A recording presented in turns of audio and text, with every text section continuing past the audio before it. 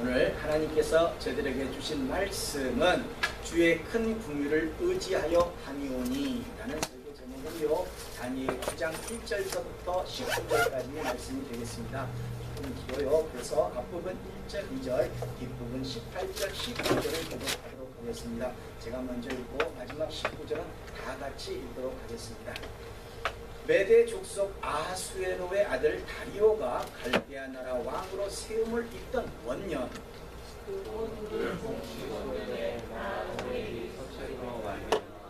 여호와의 말씀이 선지자 예레미야에게 임하여 무엇인 그 이유를 깨달았나니 곧 예루살렘의 혼노함이 70년 만에 아침이라. 나의 하나님이여, 귀를 기울여 들으시며 눈을 떠서 우리의 황폐된 상황과 주의 이름으로 일컫는 성을 보옵소서. 우리가 주의 앞에 간구하옵는 것은 우리의 의를 의지하여 하는 것이 아니요 주의 큰 긍휼을 의지하여 함이오니. 다같이 주여 들으소서, 주여 용서하소서, 주여 들으시고 행하소서, 지체치 마옵소서. 나의 하나님이여, 주 자신을 위하여 하시옵소서. 이는 주의 성과 주의 백성이 주의 이름으로 일컫는 바 됨이니이다. 아멘. 우리 다 같이 반갑게 인사하시겠습니다. 주위 분들 보시고요, 예수님 이름으로 사랑합니다. 잘 나오셨습니다. 예수님 이름으로 사랑합니다. 잘 나오셨습니다. 자, 일주일의 삶이 평안하셨습니까? 아멘. 평안하시기 바랍니다. 그리고 평안하심으로 삶에서 간구하는 모든 소원이 예수님 이름으로 응답받게 되시기를 부탁드립니다. 자, 성도가 되어서, 여러분들 다 성도죠? 예수 믿겠다는 결단을 속에서 이렇게 교회에 나와 있습니다. 이렇게 성도가 되어서 제일 처음 변화되는 것은요, 기도하지 않던 사람들이 기도를 한다는 겁니다. 믿음을 가지지 않을 때는요, 자신에게 주어진 삶의 환경이 자신의 힘으로는 도저히 감당되지 못할 때, 최악의 경우이거나 누가 보아도 끝인 경우에 대부분의 사람들은 신이 있다면, 신이 계시다면 이라는 2% 시작하는 기도가 전부일 겁니다. 그러나 예수님을 믿고 난 다음에는 하나님께 기도해야 한다는 것을 알게 되고, 그것도 성경에서 가르쳐 준 대로 예수님의 이름으로 기도한다는 겁니다. 그 전까지만 해도 그냥 아버지 이렇고 저렇고 뭐 급한 상황에서 얘기를 하겠죠. 그렇지만 우리는 이제 믿음의 자손이고 이제 성도가 되었어요. 그래서 우리는 항상 예수님의 이름으로 기도합니다. 이유가 뭐죠? 근간이 뭐죠? 근거가 요한복음 14장 14절에서 내 이름으로 무엇이든지 내게 구하면 내가 시행하리라 하고 예수님이 말씀하셨다는 겁니다.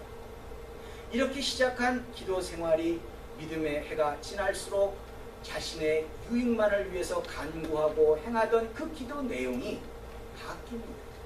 마태복음 6장 33절에서처럼 너희는 먼저 그의 나라와 그의 의를 구하라. 그리하면 이 모든 것을 너희에게 더하시리라는 그 말씀을 근거로 내 유익이 아닌 하나님의 유익을 구하기 시작한다는 거죠. 하나님의 유익을 구하고도 내가 유익을 받게끔 구한다는 거죠. 하나님께 영광을 돌리는 기도로 믿음은 계속 성숙하고 그 기도의 내용은 믿음으로 간구하게 된다는 거예요. 믿음으로 간구합니다.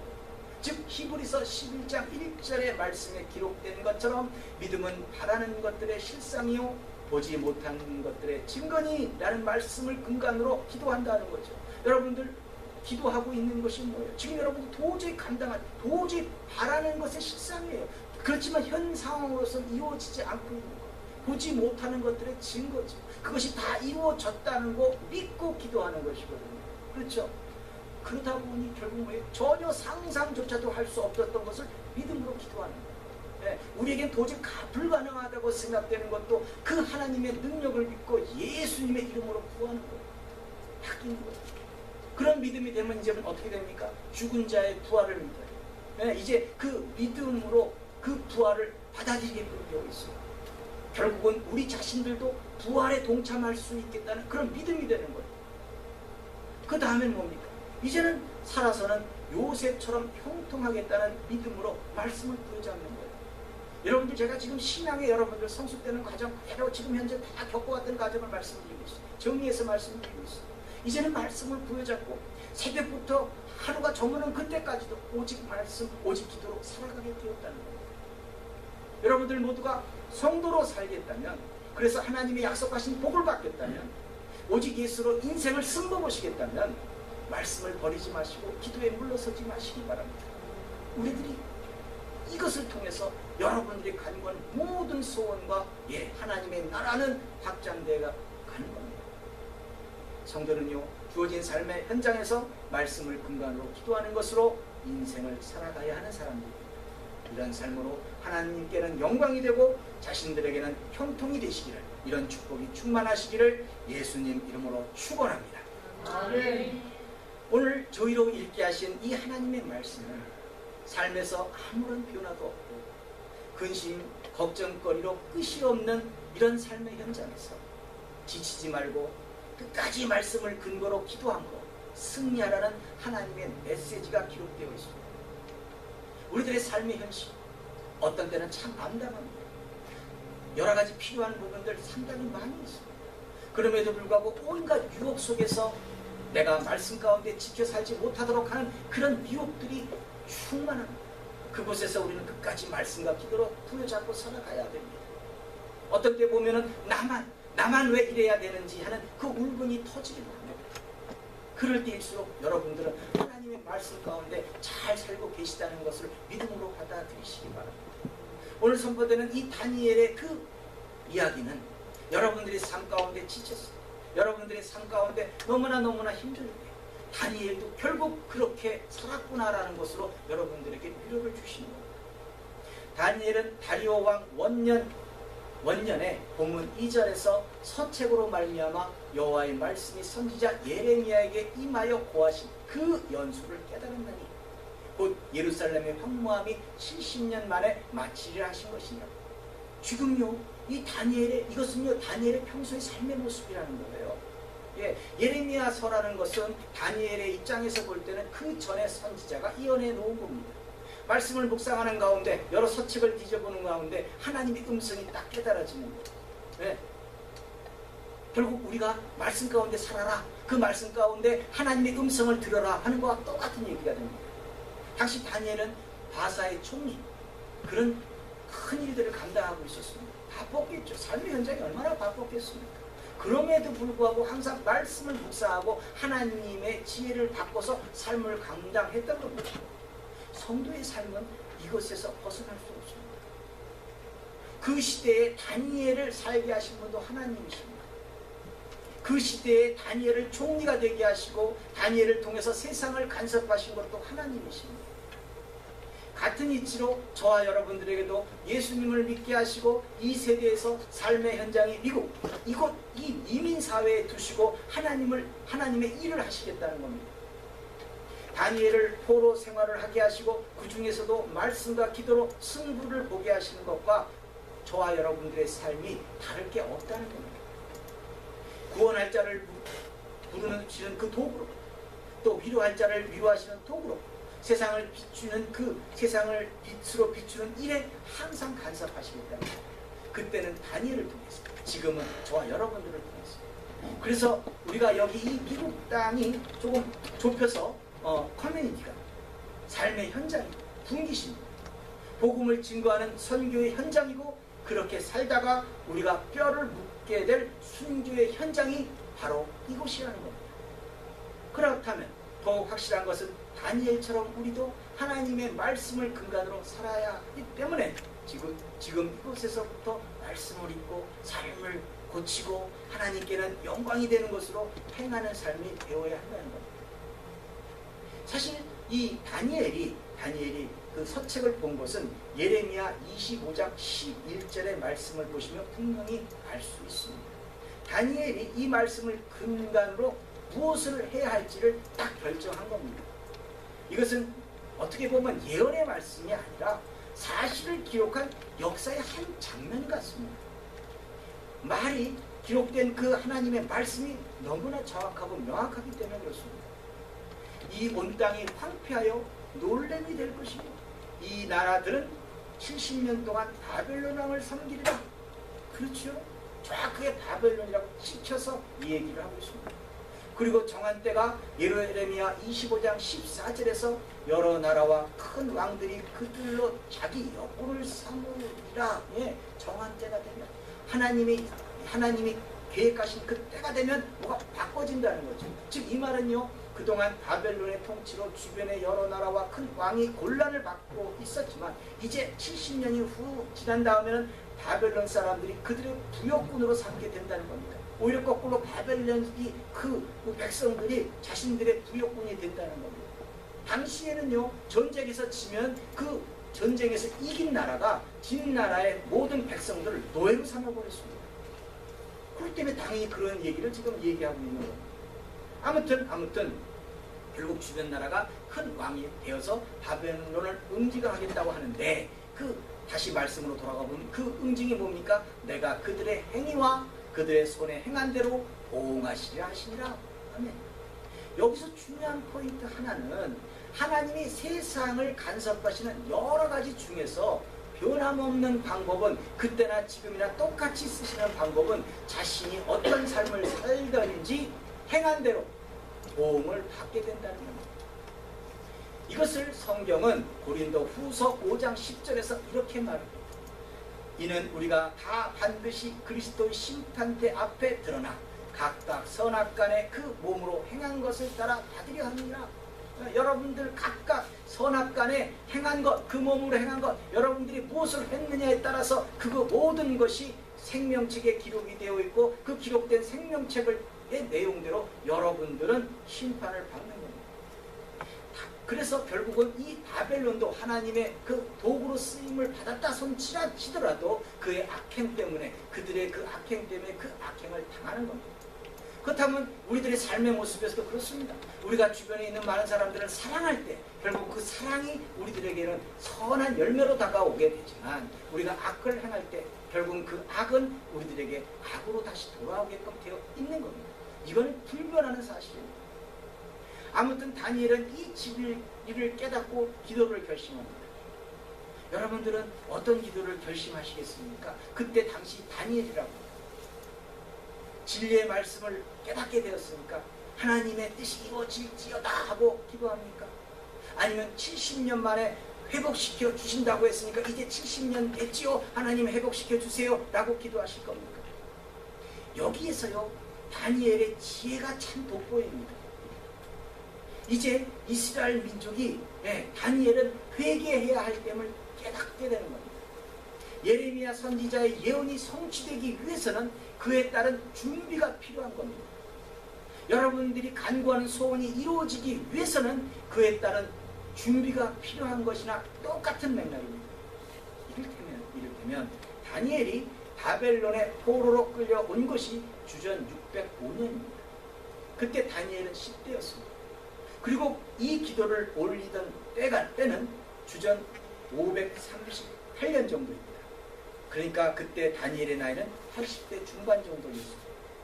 이 기도를 드린 후 4년이 지나서 주전 535년에 이스라엘 백성들 중 일부가 총독 스룹바벨의 인도 아래 제1차로 예루살렘으로 귀환합니다.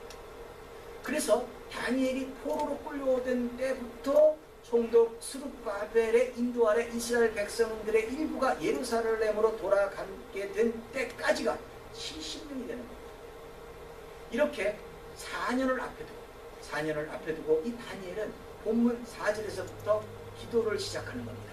즉, 내 하나님 여호와께 기도하며 자복하여 이르기를, 크시고 두려워할 주 하나님, 주를 사랑하고 주의 계명을 지키는 자를 위하여 언약을 지키시고 그에게 인자를 베푸시는 자이며 하면서 기도를 시작하는 겁니다. 즉, 여기서 뭐예요? 주를 사랑하고 주의 계명을 지키는 자. 여러분들 하나님을 믿는다고 해서 여러분들의 소원을 이룰 길이 없는 가장 중요한 포인트가 주를 사랑하고 주의 계명을 지켜야지만 그 언약, 약속하신 언약을 하나님이 지켜주시는 겁니다. 이를테면요, 여러분들 장수하는 비결은 뭐지요? 성경에 나와 있는 장수하는 비결은 효도입니다. 그렇죠. 효도해야 여러분들이 오래 살게끔 되는 겁니다. 이렇게 하나님은 모든 축복을 주시고 항상 그 조건이 달아져 있습니다. 여러분들이 말씀 가운데 행해야지만 그에 따른 복을 받는 겁니다. 이게 약속의 언약입니다. 그렇죠? 즉 주를 사랑하고 주의 계명을 지키는 자를 위해서 언약을 지키시는 그 하나님을 계심을, 그걸 근거로 다니엘은 자신들이 저지른 죄악을 인정하고 있는 겁니다. 여러분들을 향한 하나님의 선하신 역사와 여러분들이 간구하는 소원이 기도로 이루어지기 위해서는 죄를 인정하고 회개하는 것이 우선되어져야 합니다. 하나님의 선하신 역사는 코앞에 있는데 지금 다가와 있어요. 근데 우리가 아직도 받을 그릇으로 준비되지 못한다면 받을 길이 없는 겁니다. 하나님이 여러분들을 향한 그 계획은 복입니다. 말씀 가운데 지켜 행하면 무엇이든지 다 응답하시겠다는 그 복입니다. 그럼에도 불구하고 여러분들이 회개치 않아요. 여러분들이 그 죄악된 삶의 모습을 전혀 놓지 않고 있다고 한다면, 준비되어 있지 않다고 한다면 그 모든 것은 받지 못합니다. 즉 회개하고 돌이키지를 못하고 있다면 하나님이 아무리 저와 여러분들을 향한 계획이 선하고 좋은 것이라 할지라도 받지 못한다는 겁니다. 바로 이 점을 다니엘이 기도하게 된 이유이고, 본문 15절에서 이르기까지 같은 내용을 계속 거듭해서 회개하고 자복하고 있다는 겁니다. 이 회개의 내용을 종합해서 보면 먼저 본문 13절에서 이렇게 말합니다. 모세의 율법에 기록된 대로 이 모든 재앙이 이미 우리에게 임하였사오나 우리는 우리의 죄악을 떠나고 주의 진리를 깨닫도록 우리 하나님 여호와의 은총을 간구치 아니하였나이다. 뭐죠? 회개하지 않았다는 거예요. 죄를 자복하지 않았다는 거죠. 지금 여러분들 이 이스라엘 백성들이 요셉이 애굽의 그 총리가 된 이후에 대략 70여 명이 그 애굽 땅으로 갔다고 합니다. 그 70명이 430년 동안 살아오면서 큰 민족을 이뤘습니다.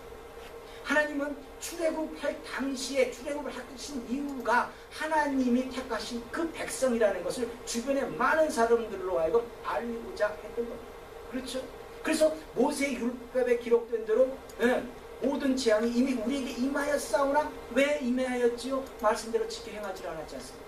그렇죠. 그 모든 재앙이 이미 우리에게 임하였사오나 우리는 우리 죄악을 떠나고 주의 진리를 깨닫도록 우리 하나님 여호와의 은총을 간구치 않았다. 회개하지 않았다는 거죠. 끝까지 회개하지 않았다는 겁니다. 이 말씀의 의미는 하나님의 백성들이 하나님의 말씀을 지키지 못하면 응당 보응을 받는다는 거죠. 그 응당 보응이 뭐였습니까? 바벨론의 포로로 살게 된 재앙을 겪고 있었다는 겁니다. 그 재앙을 겪고 있었음에도 불구하고 죄악을 떠나는 회개의 간구는 없었다는 겁니다. 또 이어지는 본문 14절에서 보시면 이러므로 여호와께서 이 재앙을 간직하여 두셨다가 우리에게 임하게 하셨사오나, 이제 바벨론 포로로 잡혀갔지요. 어떻습니까? 모든 백성들이 다 잡혀가가지고 이 예루살렘 성은 폐허가 되고 성전은 다 폐파가 되어버렸습니다. 그렇죠. 유령의 도시가 되어버렸어요. 더군다나 그 성전 기물들, 하나님께 제사를 드렸던 그 기물들이 바벨론의 포로로 이스라엘 백성들이 잡혀가니까 그 우상을 그 섬기는 그 신전에 하나님을 섬기는 기물까지도 왔어요. 참 기가 막힌 거죠. 하나님이시죠. 이 백성들을 징계하시고자 바벨론 포로로 끌려오게 하셨지만 본인을 찬양하는 그 도구, 성전 기물들까지도 똑같이 움직이십니다. 하나님의 백성들과 같이 움직이시는 하나님이십니다. 사랑의 하나님이 맞다는 거죠. 그런데도 불구하고 포로로 끌려온 이 재앙을 당하고 있음에도 불구하고 자신들이 하나님의 목소리를 청종치 않고 있다는 겁니다. 그래서 이어지는 본문 15절에서 강한 손으로 주의 백성을 애굽 땅에서 인도하여 내시고 오늘과 같이 명성을 얻으신 우리 주 하나님이여 우리가 범죄하였고 악을 행하였나이다. 우리가 범죄하였고 악을 행하였나이다. 자기의 죄를 자복하고 있다는 겁니다. 그래서 다니엘은 자신들이 하나님의 백성으로 택함을 받았음에도 애굽 땅에서 인도하심을 받았음에도 자신들이 범죄를 하였고 악을 행하였다는 이 죄악의 인정과 돌이키겠다는 회개의 기도를 드린 겁니다. 근데 어떤 자세로 기도했는지, 어떤 기도의 모습으로 행하였는가? 이것이 오늘 본문 3절에서 뭐예요? 내가 금식하여 베옷을 입고 죄를 무릅쓰고 주 하나님께 기도하며 간구하기를 결심하고. 아멘. 여러분들, 금식한다는 것은요, 생명을 내어놓는다는 겁니다. 듣겠다는 거예요. 응답하시지 않으면 나 죽을랍니다. 이거예요. 제가 신학을 공부하는 중에 생명을 잃었다는 사람들 한둘 듣지 않았습니다. 사실 금식 기도하다가 죽어요. 기도도요, 이 금식은요, 자기 임의로 야 내가 금식 기도 한번 하지 하면서 자기의 의를 나타나고자 할 때 그 마음의 중심을 보시고 그냥 쳐버리세요. 그러니까 이 금식도 여러분들 임의로 하는 게 아니에요. 하나님의 그 간섭하심이 있고 하나님의 역사하심이 있지 않고서는 금식할 수 없는 겁니다. 지금 다니엘은요, 생명을 놓고 결단하는 거예요. 또 베옷을 입고 죄를 무릅쓴다는 것은 진실한 그 회개와 겸손의 외적인 표현이 됩니다. 다니엘은요, 이런 자세로 나라와 민족을 위해서 죄를 인정하고 회개하고, 다시 본문 16절부터 19절까지 하나님의 긍휼에 대한 이 간구와 폐허가 된 이 성식 즉 예루살렘과 성소 즉 초토화된 이 솔로몬 성전의 회복을 위해서 간구하였던 겁니다. 그들도 자신들이 행한 회개를 근간으로 하는 겁니다. 이게 다니엘이 기도했던 그 모든 것은 자신들이 감당했던 것, 자신들이 폐악을 저질렀던 것을 모든 것이 다 펼쳐져 놓는 거예요. 그래서 그 펼쳐놓고 인정하고 회개함으로 그것을 회개를 근간으로 하나님의 말씀 가운데 회복을 구하는 겁니다. 이를테면 본문 16절에서 보시면 주여 내가 구하옵나니, 이제 구합니다. 주는 주의 공의를 쫓으사 주의 분노를 주의 성 예루살렘 주의 거룩한 산에서 떠나게 하옵소서. 이는 우리의 죄와 우리의 열조의 죄악을 인하여 예루살렘과 주의 백성이 사면에 있는 자에게 수욕을 받음이니이다. 네, 이 말씀의 내용은 주의 분노를 예루살렘에서 주의 거룩한 산에서 떠나게 해달라는 겁니다. 이제까지 죄의 결과로 주의 선민들이 많은 수욕을 겪었다는 겁니다. 그러니까 주의 영광을 위해서라도 회복시켜 주실 것을 간청하는 겁니다. 이스라엘 백성을 택하신 것은 하나님이십니다. 출애굽을 시켜서 나라를 만드셨습니다.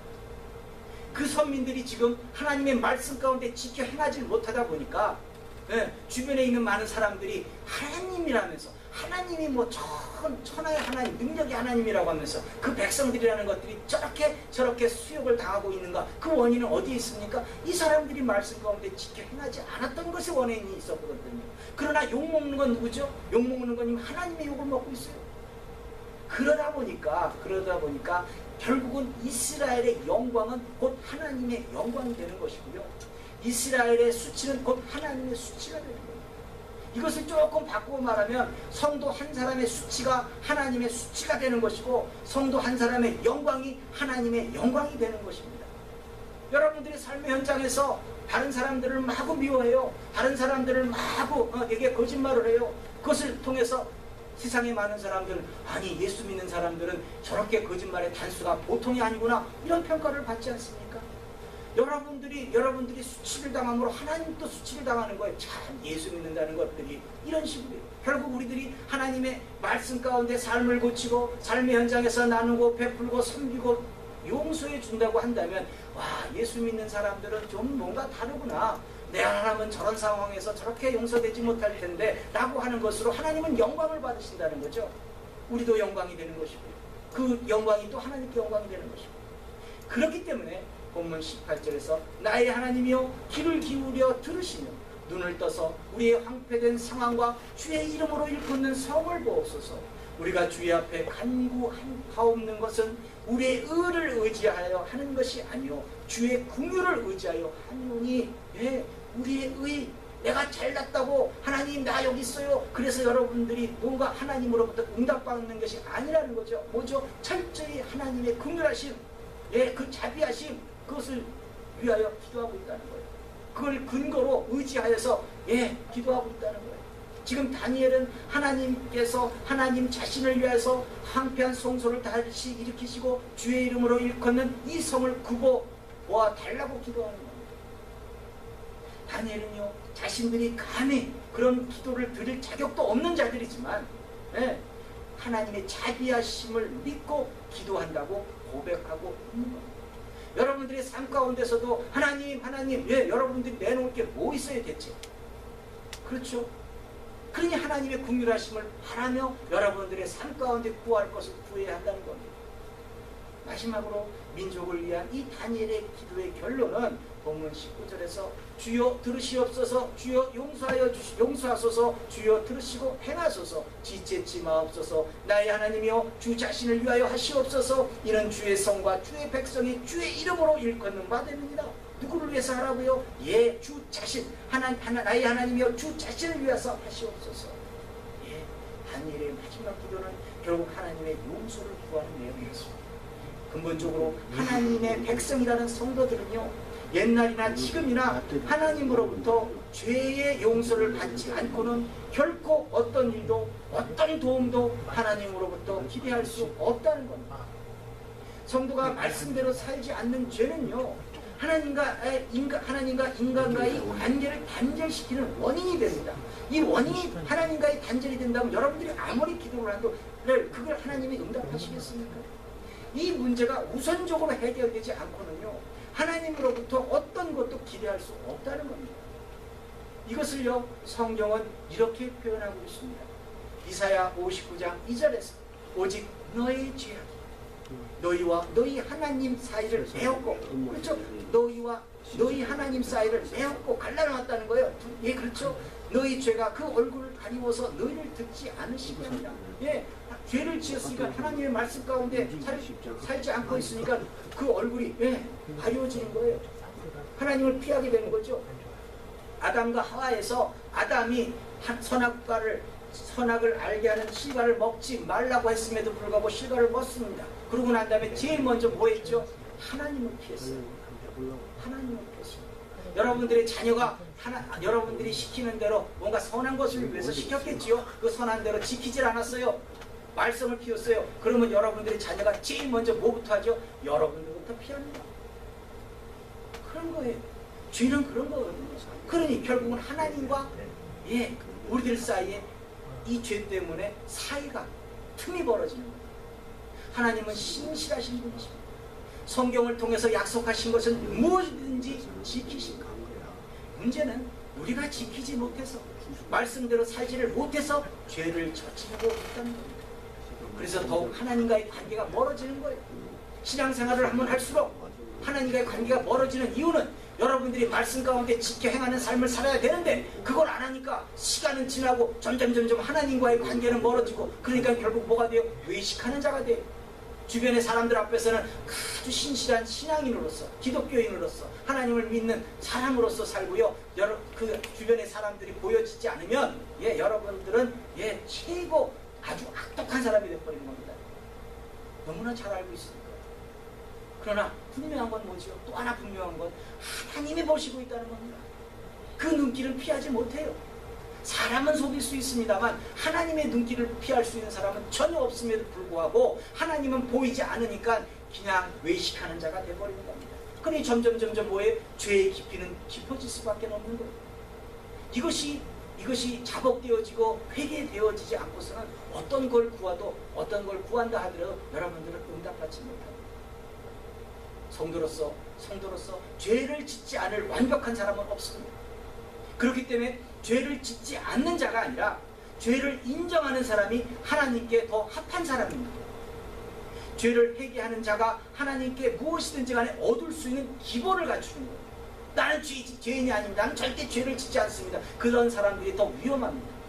오히려 자신이 죄를 지을 수 있다는 그 고백 속에서 하나님께 다가가야 그 사람은 그래도 기본적으로 하나님으로부터 무엇이든지 얻을 수 있는 그 성품의 변화가 되어 있다는 겁니다.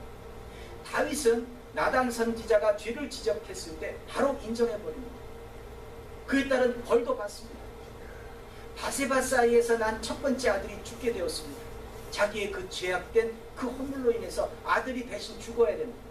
그때 다윗은 사무엘하 12장 16절에서 보시면 다윗이 그 아이를 위하여 하나님께 간구하네. 그 아이, 하나님이 생명을 거두어 가시겠다는 그 아이에 대해서 그냥 간절한 마음으로 기도해요. 어떤 마음으로? 금식하고. 금식은 아까 뭐라고 말씀드렸죠? 생명을 내놓는 거예요.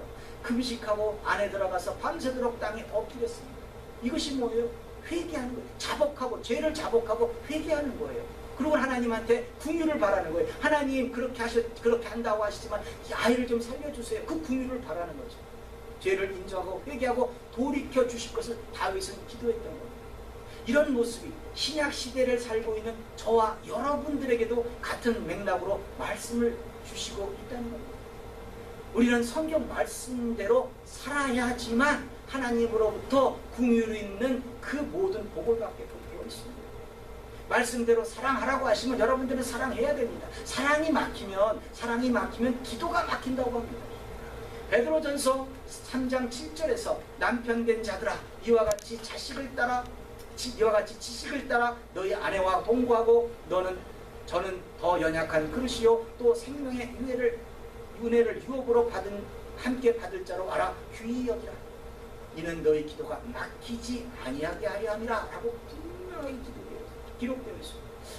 이 말을 봤을 때 이 말씀에는 그렇다면 내 마누라를 사랑하면 나는 기도가 막히지 않겠는가 그렇게 좁게 생각하실 게 아니라 마누라도 내 남편도 따지고 보면 남이에요. 따지고 보면 이웃입니다. 그렇죠? 결국은 그거부터 시작하는 거예요. 네, 가정에서부터 그 사랑이 철철 넘쳐가지고 주변에 여러분들의 학업의 현장, 주변에 여러분들의 직장, 주변에 여러분들의 교회, 주변에 여러분들의 그 사업장에게도 사랑으로 모든 걸 감당하래. 그렇게 되면 기도가 막히지 않는다는 겁니다. 포인트는 여기 있는 거죠. 하나님의 말씀은요, 용서하라고 합니다. 용서가 되지 않으면 기도가 응답되지 않는다는 겁니다. 난 저 미운 놈, 저놈 때문에 참 속이 상하다고 얘기하고 하나님 앞에 기도를 구할 때 여러분들이 응답받지 못한다는 거죠.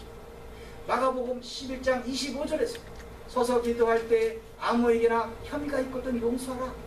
그리하여야 하늘에 계신 너희 아버지도 너희 허물을 사하여 주시리라 하셨더라. 결국은 저희들의 삶 가운데 그래요. 하나님으로부터 죄사함을 받아서 서서 기도할 수 있는 자로서의 그 자격을 얻었습니다.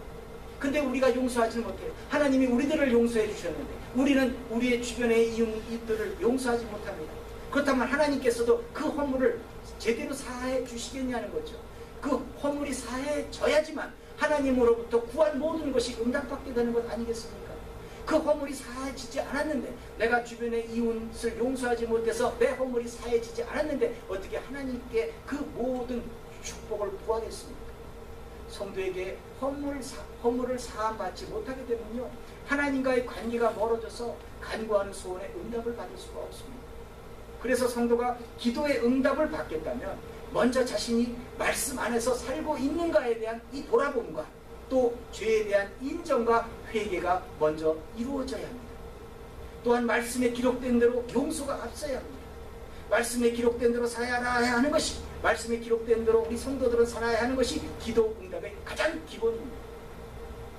다니엘은요 이제 하나님이 약속하신 이스라엘 백성들이 이 고역에서 해방될 때까지 이 시간이 가까이 다가오고 있다는 것을 깨닫게 되는 거예요. 이제 머지않아 하나님이 역사하실 것이다. 이걸 깨닫는 거예요. 그리고 그런 하나님의 계획하심이 온전히 이루어지기 위해서는 죄를 인정하고 회개하고 하나님의 긍휼하심에 호소해야 한다는 것을 깨닫고 믿고 기도했다는 거예요. 그것도 자신들의 의가 아닌 하나님의 긍휼하심과 자비하심을 믿고 기도했다는 거예요. 그래서 기도는 나의 의의를 드러내는 것이 아니라 나에게는 뭐예요? 죄를 자복하게 하는 기회가 되는 겁니다. 나는 죄인입니다. 예, 그 세리가 기도한 것처럼 세리 나는 죄인으로서이다 라고 하는 그 자복하는 그 기도서부터 여러분들은 시작하는 겁니다. 그래야 하나님의 긍휼하심에 호소하게 되는 것이고 여러분들의 그 기도의 소원은 응답받게 된다는 겁니다. 1970년 4월 11일에 미국에서요 로벨과 하이스 그리고 스위거트 이렇게 새 우주 비행사들을 태운 아폴로 13호가 달을 향해서 발사되었다고 합니다. 이 우주선의 실패 확률은 100만 분의 1 정도여서 거의 완벽한 것이었어요. 인간의 생각으로는 이건 뭐 한치의 그 빈틈도 없다고 생각하고 아폴로 13호는 쏘아져 올려갔습니다. 달을 향해서. 그런데 지구에서 20만 마일 떨어진 곳을 지날 때 아폴로 13호의 산소 탱크가 파손되는 사고가 생겼습니다. 그래서 거의 지구로 돌아올 수 없는 상황에 놓여졌습니다. 우주 비행사들은 본부인 휴스턴을 향해서 대체 어떻게 하면 좋겠냐고 연락을 했습니다. 그냥 우리가 연락했나 보다 이렇게 얘기가 될지 모르지만 이 당시 이 사람들은 생명을 걸고 얘기하는 거예요. 죽는 거예요. 그렇죠? 그러니 나 자신들을 좀 살려달라는 거예요. 생사람 죽게끔 만들어지는 거죠.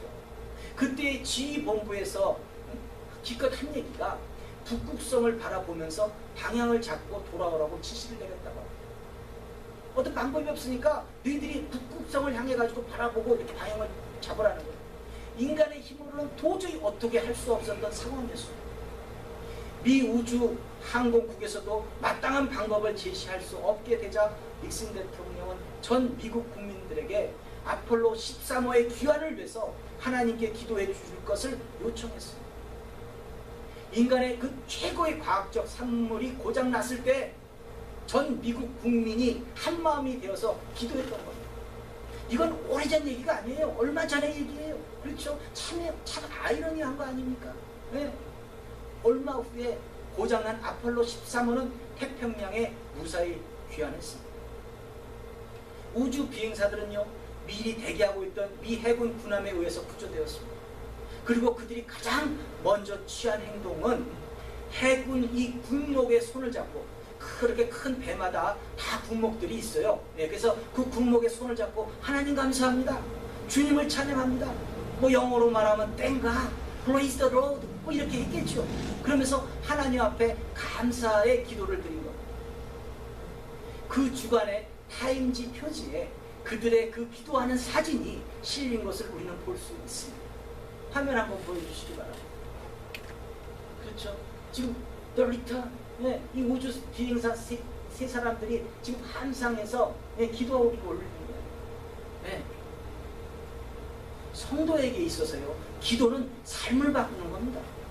무에서 유를 창조하는 겁니다. 미국 전 국민의 기도는 우주의 미아가 될 그 기정사실을 도저히 불가능한 것에서 일을 해내는 것이었습니다. 심지어 기도는요, 하나님의 계획까지도 바꾸는 거예요. 하나님이 이걸 이렇게 하시겠다 하고 모든 것을 결정해 놓더라도 여러분들이 그 모든 복을 받을 만한 그런 그릇이 되지 못하면 안 되는 거예요. 70년 만에 바벨론의 그 포로 생활에서 모든 것을 다 돌려놓으시겠다고 말씀하셨다 할지라도 회개하지 않았다면, 그 당시 다니엘이 이 자복하고 회개하지 않았다고 한다면 언제 그것이 이루어질지 모르는 거예요. 우리의 삶을 바꾸는 것은 기도입니다. 이사야 선지자가요, 히스기야 왕이 이제 죽게 되었다고, 넌 3일 만에 이제 죽을 거야, 그러니까 네 삶을 잘 정리해 하고 선포할 때 히스기야 왕의 태도는 단호했습니다. 열왕기하 20장 2절 3절에서 보시면 히스기야가 낫을 벽을 향하고, 자, 이 얼굴을 벽을 향하고 여호와께 기도하여 가로되, 기도했대요. 뭐라고요? 여호와여 구하오니 내가 진실과 전심으로 주 앞에 행하며 주의 보시기에 선하게 행한 것을 기억하옵소서 하고 심히 통곡하더라. 나 생명 살려주세요. 나 한 몇십 년, 한 40년 더 살아야 되겠습니까? 50년 더 살아야 되겠습니까? 이거 아니었어요. 하나님께 구하했던 것은 뭐죠? 내가 진실과 전심으로 최선을 다해서 주 앞에 행하며 주의 보시기에 선하게 행한 것을 기억해달라는 거예요. 히스기야는 당면한 위기에서 무엇으로 하나님 앞에 펼쳐놓았습니까? 내가 진실과 전심으로 주 앞에 행한 것, 그동안 살아왔던 것, 말씀을 대로 살아왔던 것, 그것을 주 앞에 행하며 주의 보시기에 선하게 행한 것을 기억해달라는 거죠. 이제 저와 여러분들은요, 이와 같이 하나님 앞에 말씀대로 진실과 전심으로 살아왔던 것을 내어놓을 수 있어야 한다는 겁니다. 이것이 하늘 보좌를 흔들 수 있는 기도의 능력이 되는 겁니다. 잊지 마시기 바랍니다. 성도에게 나오는 기도의 능력은 평소에 말씀대로 살아낸 진실과 전심으로 행한 삶의 모습입니다. 물질이 필요하십니까? 여러분들 물질 좋잖아요. 그렇죠? 물질이 필요하세요. 하나님이요, 하늘 문을 여시고 축복하지 않으면, 주시지 않으면 하나님께 오히려 손해가 되도록 주변의 많은 이웃들을 살펴주시기 바랍니다. 더 많은 사람들에게 나누기 위해서 하나님의 일을 선하게 감당하고 있잖아요. 그러니 어떻습니까? 하늘 문을 여시고 축복할 수밖에 없는 거예요. 물질의 축복을 주셔야 더 많은 사람들에게 나눌 수 있지 않겠습니까? 록펠러가 죽은 지가 몇 년 됐어요. 그 록펠러 재단이 지금까지 하는 게 뭡니까? 계속 많은 사람들을 막 먹이고 국률하고, 그쵸? 그와 같은 사역이 계속 이루어지고 있으니까 지금까지도 그 락펠러 재단이 지금 존재하고 있어요. 락펠러는 죽었지만 그런 거거든요. 이 원리가 여러분들에게는 적용되지 않는 겁니까? 여러분들이 말씀 가운데 많은 이웃들을 살피기 위해서는, 보살펴주기 위해서, 먹이기 위해서는 하나님을 쓰고 축복하시지 않은 방법, 하나님의 일을 하니까 결국 하나님이 건강을 주시지 않으면 안타까워할 정도의 그 믿음으로 한번 살아가 보시기 바랍니다. 12해를 혈루병으로 고생한 여인이요, 예수님의 그 옷자락만이라도 만지게 되면 낫게 될 것을 믿었어요. 그래서 그 많은 군중들을 뚫고 예수님께 나아가서 그 예수님의 옷자락을 부여잡습니다. 그 예수님의 그 옷자락을 부여잡을 때 예수님이 자신에게 능력이 나간 것을 아시고 주변에 누가 잡았는지 보세요. 그러면서 뭐라고 축복하십니까? 그러면서 하시는 얘기가 따라 내 믿음이 너를 구원하여노라 평안히 가라 하였습니다. 얘기는 뭐예요? 옷자락을 만지면 내가 낫겠다는, 예수님의 옷자락만 만지면 내가 낫겠다는 그 믿음이 결국은 병을 낫게끔 만든